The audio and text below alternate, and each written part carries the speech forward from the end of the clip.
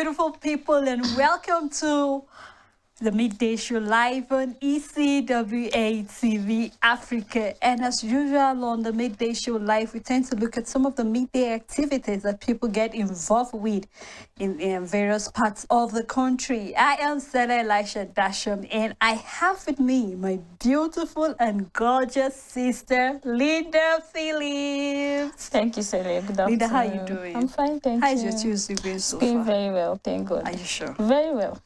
Okay, so today we shall be taking a tour, or possibly we should be taking a ride to the Paris of Africa. I know you actually be wondering, what do I mean by the Paris of Africa? Well, just stay tuned and you will get to know where Paris of Africa is. Well, not to give you guys so much suspension, we shall be taking a visit to Angola. Yes, Angola, the country in Central Africa. It's a very great and beautiful country. Black is beautiful. Of course it is, Linda. Of course, right? black is beautiful. And that's why it's been called the Paris of Africa.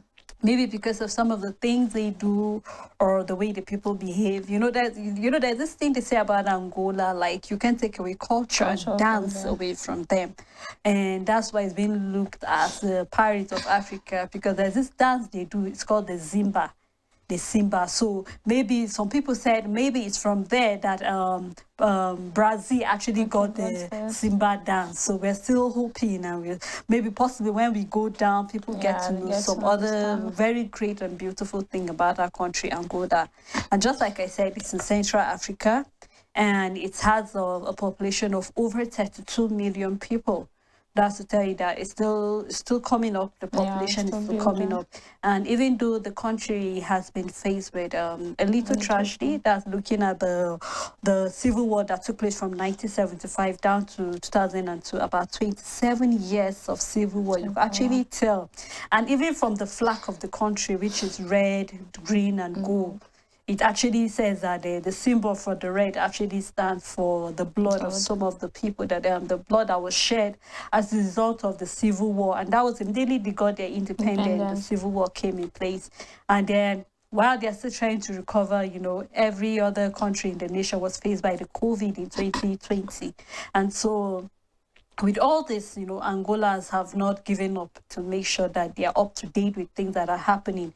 And when you take a look at the religion that they practice there, they are largely Christians there, even though they have other little religion. But when you look at the population of Christians, it's quite high. And we are hoping that we'll conquer the entire country for the Lord, because that is the main aim, to conquer every part of Angola. I know while I was still looking at the red, they said the gold there stand for, because when you look at the country Angola, they are rich, the second rich in oil and also in diamond. You can imagine diamond, and that will tell you that there's so much diamond in that country. And if only they will, take their time, discover that diamond and do what is expected, because diamond is quite expensive. Of course, it is very expensive. The thing is, you just need to take their time and know what to do with all these things, because it's more like, when you're talking about Angola, the kind of things they want to do and the things they do. And then when they try to invest in these diamonds, that investing in diamond is not just a little thing, or it's not a small thing for you to do. When you invest in diamond, you have a lot. You'll be wealthy. You know what to do with your money. You know where to go to and all of that. So people of Angola really need to look into this thing, this diamond of a thing, and then build in it, and then research more on what to do with them. There are a lot of things you can do with diamond, for you to market them and all of that. So then when they actually invest in diamond, they tend to go places and they tend to build their economy. Of course, and if you even take a look at the population, about 70% of Angolans are below 24 years old. So you know that it's quite a youthful population there in Angola. So they actually, use the strength of the youth over there to see that they can actually, improve on that. I know another thing I was actually going through is when you look at the language there. They actually speak Portuguese, and they're partly some of the African language, which is the Bantu, another cultural language, because they were colonized by Portuguese people. So that is partly some of the, the official language that you actually find most of the Angolans actually speaking there. And it's quite just like we said, like they have other, when you look at their economy, and even when you even take a look at their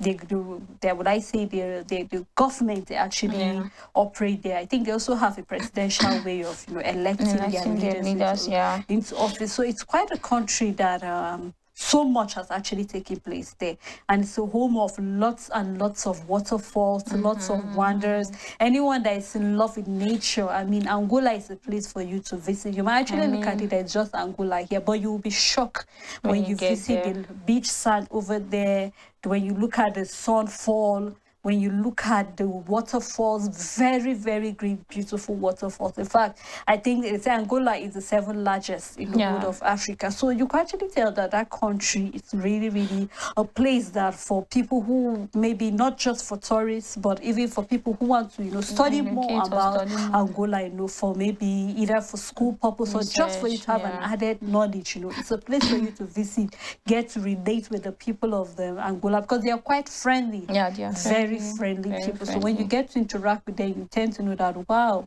these people are very hospitable and very friendly people to when you find yourself in Angola and then they're talking about being friendly, you said when you're a visitor, you go for tourists and all of this, like they tend to welcome you. They're peaceful people, they're friendly people. They say when you talk about them and then they say, okay, because they've been going through a lot over the years and all of a sudden, like they didn't give up in all the things they've lost, all the bloodshed and then all the people they've lost, but then they were still building themselves, they were still doing all sorts of things just to build their economy and then have a very good standard of living and all of that. Then being friendly, when you find yourself in Angola, the people in Angola love people, especially when you're a visitor over there. They tend to treat you right, tend to welcome you well, they tend to see you as maybe one of them, because you don't feel like, okay, you're just a visitor here, like we don't really know you or something like that. They tend to welcome people, they tend to treat you well, they're friendly with everybody, even amongst themselves, not to even talk of welcoming other people outside. They can welcome you, their homes are always welcome to visitors,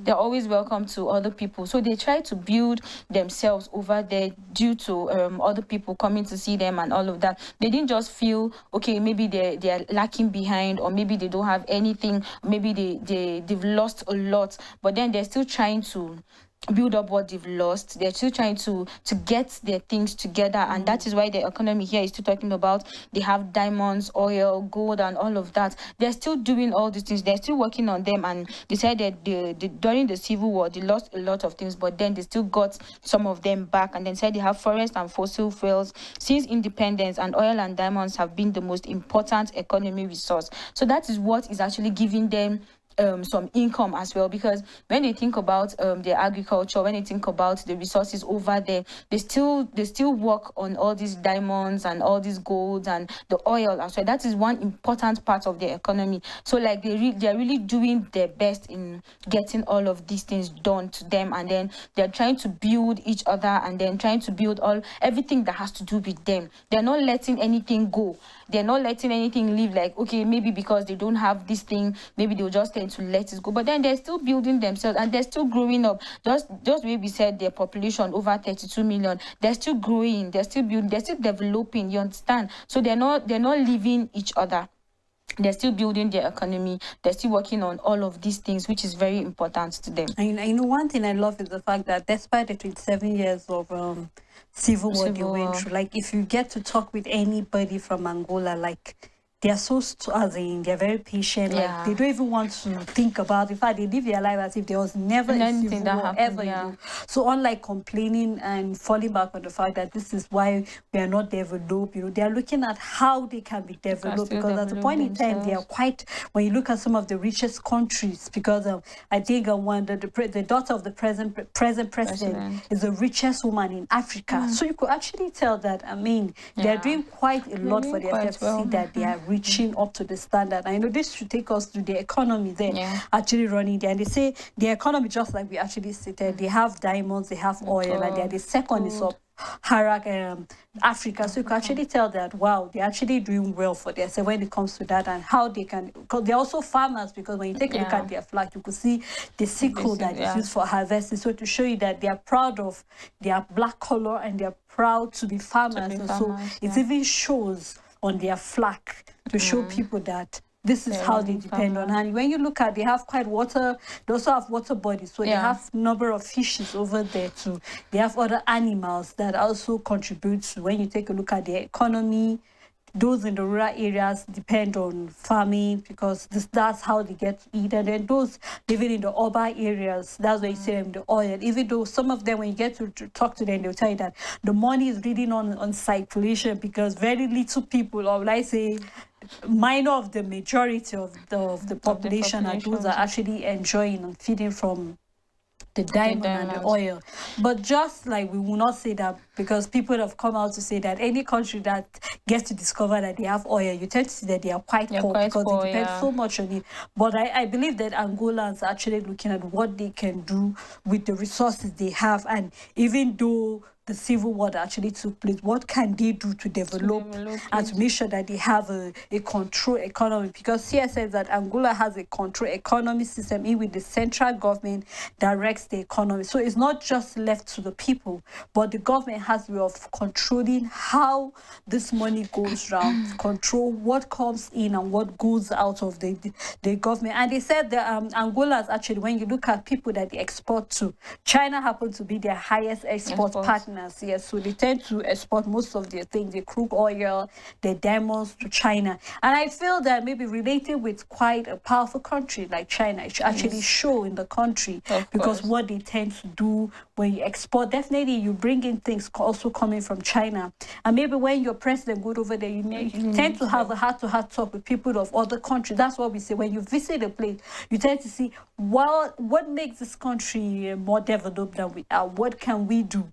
Let it not just be about selfish needs, but what can we do to see that the diamond we have, the oil that we have, we use it to effective use? Because when you have crude oil, you can imagine what can be extracted from it, apart from the petrol. There are other things, the kerosene, the VAT, lots of things, diesel, that can all are taken out of the crude oil. So you can actually tell that quite a number of resources are found there. So we're just hoping that the Angolans will actually, look into that area and see that they actually boost their GDP and also rub shoulders with other world powers in the nation. Yeah, when you're talking about collaborating with other big countries, is a wise thing to do. When you realize your country is not really developed, or you're lacking something behind, you need to meet other countries, other bigger countries that they can actually assist you, they can actually help you out, they can actually help in developing your country. Most especially when the Angolans, when they're depending mostly on all these diamonds and all of that they have.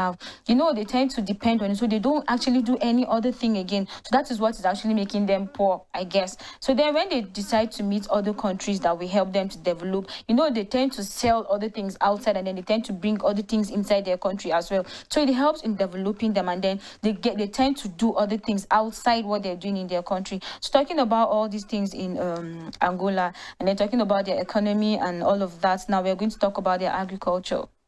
Wow. So talking about their agriculture, I said Angola here is a potentially rich agricultural country. Said with fertile soils, a favorable climate, and about 57.4 million of agricultural land, including more than 5.0 million of arable land. Their land is fertile. That is when that is why their agriculture there is big and is good, because like when you plant a lot of things, you tend to see things coming. Since it's fertile, so whatever it is, when you plant, you have a result. You have something to harvest later on. Like you have something to do. There's something to do. So they depend mostly again on their agriculture, since they have all things. There is their favorable climate and all of that. He said it had a flourishing tradition of family-based farming and was self-sufficient in all major food crops except wheat. He said the country exported coffee and maize, as well as crops such as sisal, bananas, tobacco, and cassava. They tend to do all these things. They export, or that is just another part of their income as well, apart from the oil, the diamonds, the gold, and all of that. Their agriculture as well, at least when they plant all these things, they tend to export them, so it gives them more income again. So they don't really depend on just saying, okay, fine, we have diamonds, so we will depend on it. Okay, when they depend on it, they still have other things to do. Since they're mostly youths over there, they tend to do all these things to build themselves up, to get income, to actually develop all these things they want to do. You understand? So when you're talking about all of these things, they also have tobacco, sugarcane, they have cotton, and seized almost entirely. Poor global market prices and lack of investment have severely limited the sector since independence. The fishing sector was gradually expanded with and modernized, and the enlargement of a newly created middle class in the capital city, Luanda, which we're talking about Luanda. Luanda is one of the places, is the capital of Angola, in which that place is where it's mostly dominated by them, and then other people going there to do all these things. And then when they try to plant all these things, they try to build them just to help themselves and even help outsiders. It's more like, okay, fine, you can do this thing, you can actually help someone in doing it, since their government is actually in assistance of all these things that they're doing as well. So they tend to develop other people, they tend to develop themselves, even in as much as they are poor people, but they are still happy people, they are still friendly people, they are still doing their best, they've not given up in anything. So why should anyone give up on something that okay, fine, you've tried once or twice? For them to be in that country on that civil war for 27 years, man, is something for you to actually reckon about, for you to think. Since they did not give up, they tried to build themselves, they tried to bring back all those things they've lost, they're trying to they're doing all, they've not given up. So it's more like you should tell yourself that you cannot give up no matter what. You can't say you're striving hard to do something and then you're feeling the pain, or you cannot do something for yourself maybe for just a couple of years and then you're sad. Angolans have been there for 27 years, they've been under civil war, and they're still surviving, they're still building themselves, they're still happy people, they're still friendly people, they're still welcoming people over there. So then why should one give up when you still have a lot to do? Of course, and when you also look at the agriculture, just like you're actually looking at when it comes to the fishing sector, that actually brought about the middle class. So that is to tell you that then it was just either you're rich or you're poor. But the introduction of this fishing, sector actually give rise to people in the middle class. So you have something to fall back on. And it also said that Angola is the best. I think they said it's the best place in the world to catch the shellfish, because these fishes are not found randomly anywhere like that. When you go to actually Angola, you get the sailfish and also the Atlantic tarpon. This is another type of fish. And when we start looking at their food, you get to discover that they tend to feed on some of these fishes. So you can actually tell that when you look at the agricultural sector, these are part of the things you find them doing during their midday. They're not farming, then you added find some in the mining poles where you find the diamond, or while trying to drill down to get the oil. So these are things that mostly when you find the Angola during their meeting, you actually find them doing, even though there are other things they do for recreational activities. But these are the things they do to contribute to the GDP of their country. I know we cannot talk about the GDP of the country without looking at the educational sector, because this is where you have the foundation of everything. I know, just like every other country, it is mandatory for you to go through the junior and senior secondary school in Angola. So this is something that the government has tried their best to see, that when you look at the educational sector, they do what they can to make sure that the students of Angola are educated, because once you're educated, it's like shining the light for you to know where to go. And I think the more you have more educated people, because not just about the formal education, but even the informal education, it has a way of helping you to know what can you do to nation building. Just like internationally today is being the World Women's Day, International Women's, actually happy International Women's Day. Thank you, Celia. So when you tend to look at things like this, you tend to see, if you're not educated, how can you be liberated? Of 8 years, and even looking at the fact that they are not really that developed, but they made it free. You could tell that they actually saw the importance of education. That is why they made it free. So even if you are so poor that you cannot afford it, at least for the first 8 years, you have free education. So that's like a foundation for you to be able to read and write basic things that you need to do. So, when you're talking about this education of things, for 8 years is free. It's more like a foundation. It's more like something that you need to do, which is very important. When you know what to do from your first 8 years, it's something for you to be proud of. At least you can identify things. At least you know what to say. Maybe when they ask you what is your name, you'll be looking at someone and be like, I don't know, or maybe you can't even answer it. But then for you to go to school, for them to make it compulsory, it means they know that education is very important to them and actually to the world at large. When you're saying education, now they had to do a lot.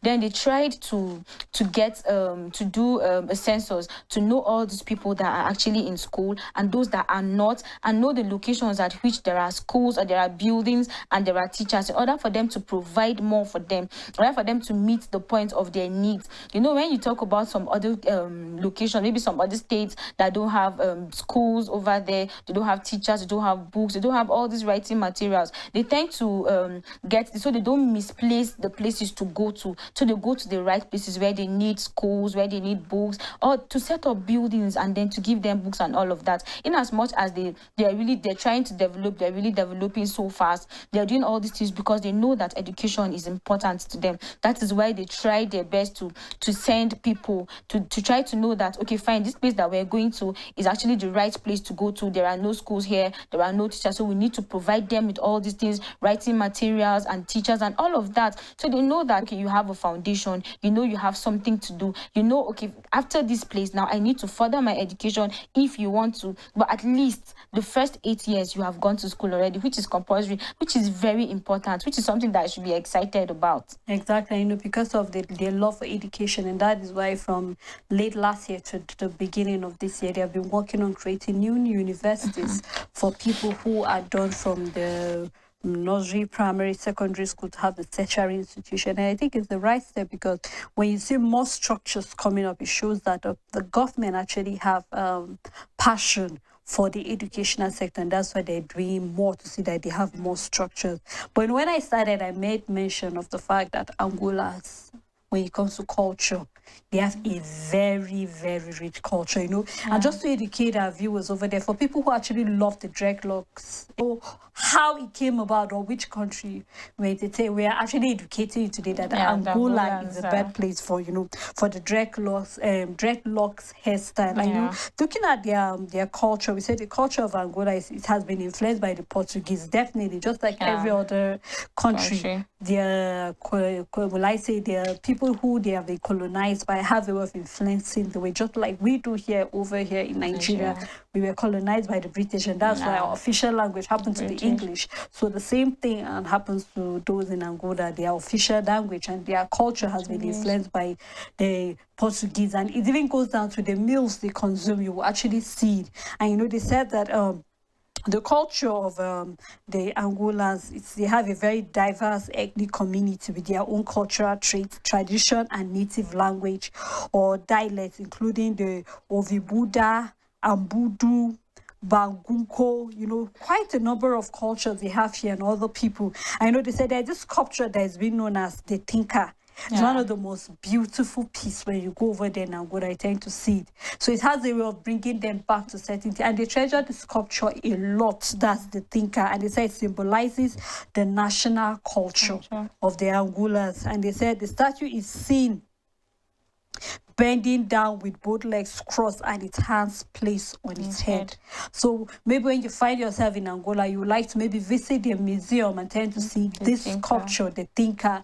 What is the idea behind that? What is the culture behind that? I think it's really a culture that people would like to know, because when you go to various places, especially in Africa, we have a way of putting our cultures in various sculptures to depict various traditions, various languages, what we used to believe in, how it has influences the way we behave, even though we had colonial masters that we worked under, but there's something that's been originally ours. You cannot take it away from us, our culture as Africans, and that is what the people of Angola here have, which is one of the sculpture, which is the Tinka sculpture. Yeah, the Tinka, they said, is one of the oldest well-known artifacts in Angola.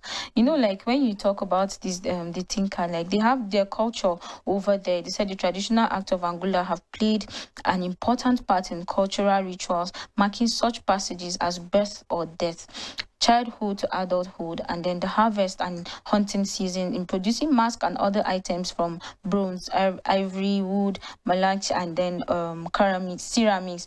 Each group has distinct styles. For example, the ritual mask created by the Kunda Kobe Kokwe represents such figures from the mythology as Princess Luigi and Prince Chikinda Iluga. You know, like when you're talking about all these their things over there, they still have a very good culture to actually see all these things, to actually create things for people to come and see. They don't forget certain things about them, in as much as they've been through a lot, but then they still tend to build themselves. They still tend to do all these things just to have history. You know, when someone will go there and then he has heard about the thinker and then he has not seen the statue, maybe you can just go to their museum and then you see it. You tend to say, okay, fine, you've heard about it for a long time, and then now you're seeing it face to face. You can actually touch it, you can actually snap close to it and all of that. So when you see it, you know, okay, fine, there's something about the Angolans that you actually need to see and you need to talk about. So like talking about them like that, and then you said it is important, the important language there over there. They said literature, however, has been limited by censorship and ongoing political strife.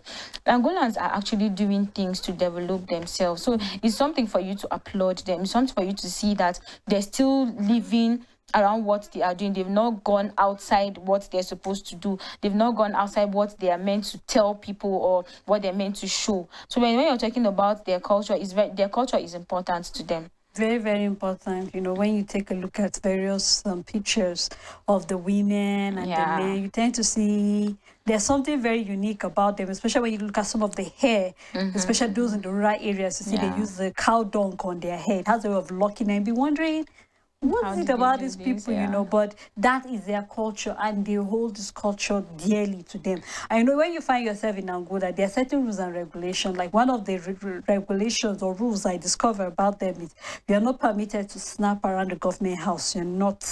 You're not allowed to snap that place for whatsoever. They have their reasons behind it. So for tourists who actually find themselves in Angola, so you should be careful with the government house.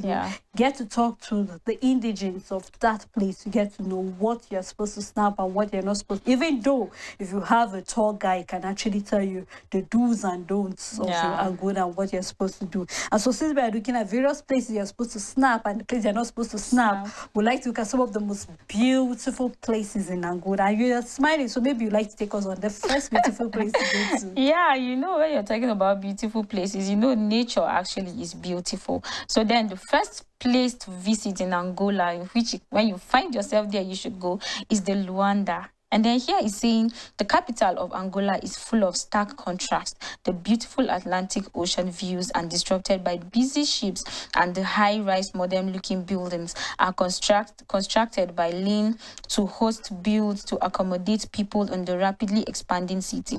It's beautiful over there in Luanda. Like when you visit that place, since here is talking about the beautiful Atlantic Ocean views. You know, when you're talking about an ocean and then now they're saying it's beautiful, you want to sit down there, you want to do a lot of, you want to explore, you want to do a lot of things over there. And then here they're saying they have they said the city, the people is rapidly expanding city. They said overpopulation is apparent in other ways too, namely the insane morning traffic and the stink that regularly trouble the city.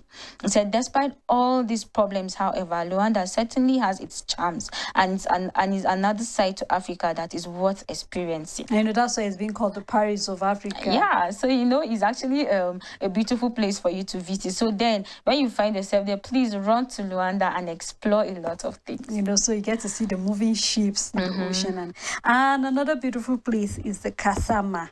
They said it's only a 17-kilometer ride south from Luanda in the Parkway Nicola to Kasima, a wildlife sanctuary that has neutralized astonishing natural setting to protect and preserve many African species. The park began life as a natural reserve in 1938 and subsequently evolved into a national park in the 1957. Now, you see, all this took place while during the Civil War. Yeah. They were still on the Civil War, but they were still building on their national parks to make sure that even after that, terror, when you look at tourists coming into the country or people coming for educational reasons, we actually have something to see, especially the natural parks. You know, while research I got to discover that there's this giant staple that they said like it's an antelope. It's quite wild. It was people actually thought it has gone on extinct, but it's discovered only in Angola. So you tend to see that they actually have something great about that country that is not found any other place. So for people who actually want to see that great staple antelope, you actually have to take a ride to Angola to see that. You can actually find in one of these natural their national parks over there. I know they said the park even received 10 elephants by airmail from Russia in 2000. So to show how much people are interested in that natural park, Russia at the year 2000 actually donated 10 elephants to that national park. So you can actually tell that people are actually seeing the beauty in that country, looking at the various nature they have there, and then people are saying what can they do to see that they actually contribute to by the waterfall side, especially that waterfall. It's very beautiful. When you're sitting close there, nature has a way of refreshing you when you're going through lots. So I think when you find yourself, a lake can be found in Mozico, eastern Angola. It is the largest lake in the country and serves as an important tourist spot. Despite it being an aquatic life, the lake is an impressive 12 kilometers in length and sits at roughly 1,000 to the east of the lake. I'm talking about this lake, this Dilolo Lake, is talking about the largest lake in the country, and that is where when you find yourself there, you can just sit there, like when you see natural things and do all these things. So in case you find yourself again in Angola, there are so many places for you to visit. You can go to the Luanda, you can go to the Kisama, you can go to the Dilolo Lake. All of these places, they're places that when you find yourself, you should be excited. Exactly, and another waterfall that I would actually like people to know is the Kalalula waterfall. Like lots of people tend to go there just to see that waterfall. It's so beautiful when you see the white way the waterfalls. It actually looks white from the spot, and you can actually, maybe the hotels around that area, you can actually just go close by there, have a look at the waterfalls, go there, maybe touch the water, just have something to picture when you come back, because they are quite, it's a sight that you really, really need to behold, because it's very, very beautiful. So just in case you find yourself around Angola during this period, you should know that it's a nice time for you to go before you actually have the rains coming over there. Yeah, talking about all the places to visit, you can't visit all these places without having something to eat. You love eating. I don't know. When you're visiting a place, when you want to tour in places, you need to have something to eat. So then, talking about that, we're going to their food over there in Angola, and here they're telling us about the food. Tell her, why are you looking at me as if you were just talking about... You're permitted, please. Yeah, the Angolan cuisine is mostly influenced by the Portugal due to its colonial history that spanned over 400 years. The neighboring Democratic Republic of the Congo also has a great influence on the food consumed by Angolans, especially in the north of the country, where a lot of people immigrate from DRC, fleeing war and poverty. The most common ingredient used in the cuisine of Angola are tomatoes, garlic, palm oil, and beans. And because of the Atlantic Ocean and a vast territory, its cuisine offers a great variety of seafood and meat. Also, Angolan cuisine is known to be very saucy. Everything must have sauce, so that when the meat or fish is finished, we still have the sauce to enjoy. You see, when you're talking about all these things, you are talking about sauce. When you're eating, like when the meat is finished, when the fish is finished, you have something to still, you know. They say actually the Angolans love their sauce and their stew a lot. So you see that, so it's something you can't take away from them. So when you're talking about food, you should think about Angola. And then the first food over there we're going to talk about is the fungi. And then he said fungi is the basic dish of the Angolan diet and is the most popular food in the country. It is made of fuba, which is flour, and then of corn or cassava, yuca. That is what they call cassava over there. The northern region of Angola eats more fungi made of cassava, and the southern part eats more fungi of corn. Some people like the mixed version too, fungi of cassava and corn. You need strong arms to beat it in order to have a smooth fungi without any clumps. This is normally eaten at lunch and can be accompanied by other dishes. Because I mean, when I was looking at that meal to Lois, why am I calling you all my loved ones' names? This is beautiful. Like, I'm actually hungry. Right? I think I need that. I think so. You see, we're talking about food, so maybe you need it.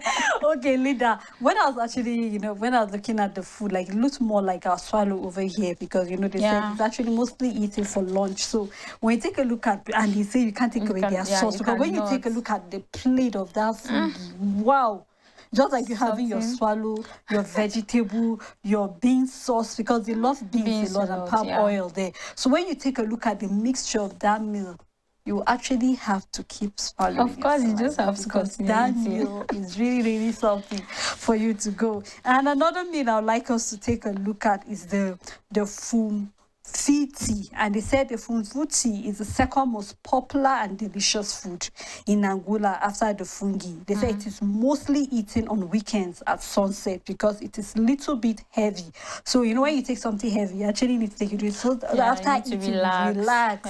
let the food So go then you down. can't Don't eat it waste. at work then. You don't waste such kind of meals when you Of take course. it. You get so you know they say, and after eating it, people just want to relax. The combination of the salty sauce of the beans and the sweetness of the sweet potatoes make this dish very delicious. It's one of the few Angola dishes that is not served with fungi nor rice because we said because you can't have a mixture of both together. Yeah. So it's one of those meals that you actually find people eating it, especially during the night time. So maybe after taking it like 5 p.m. you can to rest so that the food will tend to digest properly before sleeping. So I think it's really a meal that maybe people, and funny enough about this meal is that you can actually prepare it anywhere you are in the country because it's something you can actually find the beans, the cassava, the corn, you know, these are things that we actually find within us. So even if you've not been to Angola, you can actually bring Angola to your country by trying some of these meals, and you will regret having a taste. Not at all. You know, talking about this, we have the kalulu.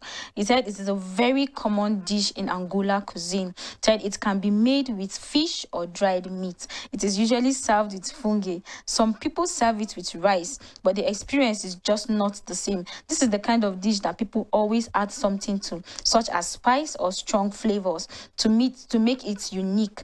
Kalulu is essentially made of fish or meat, sweet potato leaves, tomato, palm oil, and onions. This should be my best because I love onions, I love tomato, sweet potato leaves. You know, when you prepare this kalulu, they said it is a very common dish in Angola.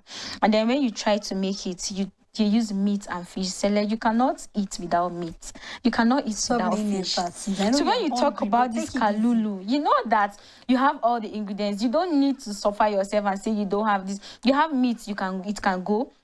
And so you can actually have it with rice and then with your sauce and all of that. So it is something you need to just tell yourself, I want to do this. Even if you don't want to go to Angola or you've not been to Angola, you can bring Angola to you. You can bring Angola down to your house and prepare that, have this beautiful meal, and then you will never regret.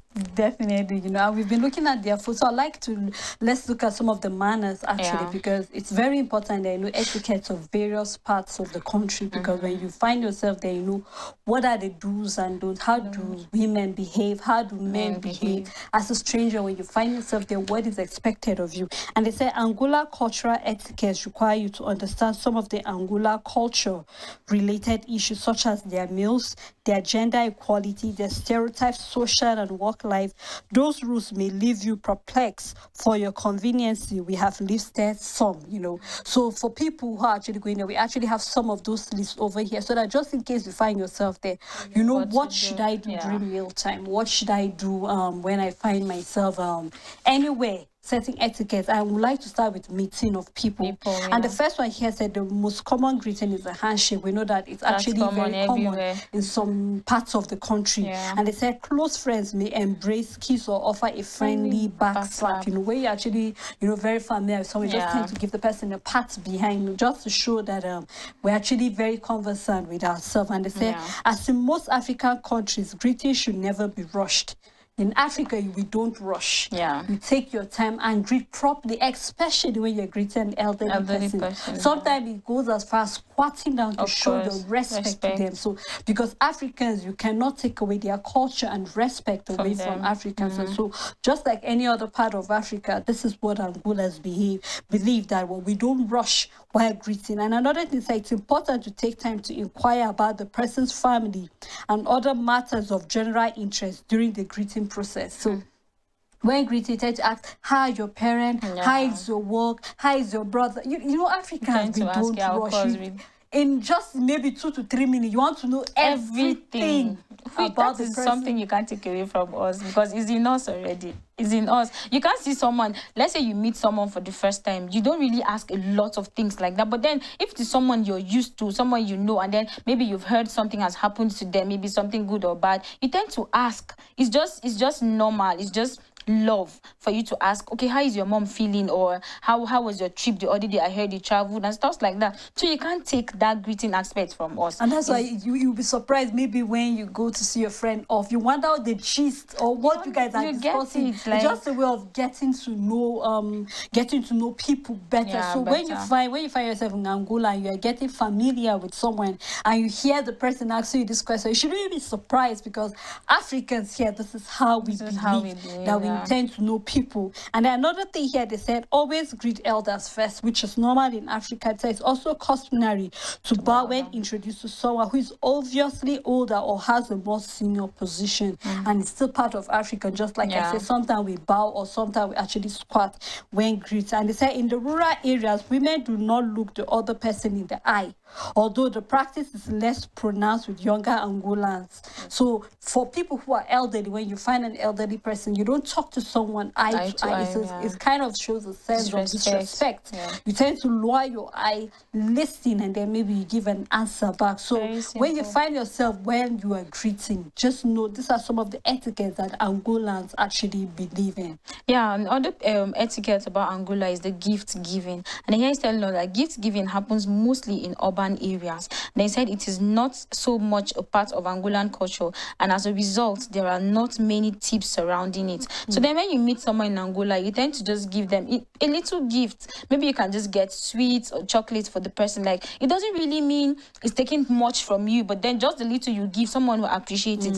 When you appreciate little things, greater things comes after. And then here he's saying, if you are invited to an Angolan's home, bring fruit, flowers, or chocolates to the hosts. It's very simple. Like, when someone is inviting you, don't just go to his house to just go and eat his food, or just go and sit down there and then you just talk, gist, and then you leave. At least take something to them. They feel happy.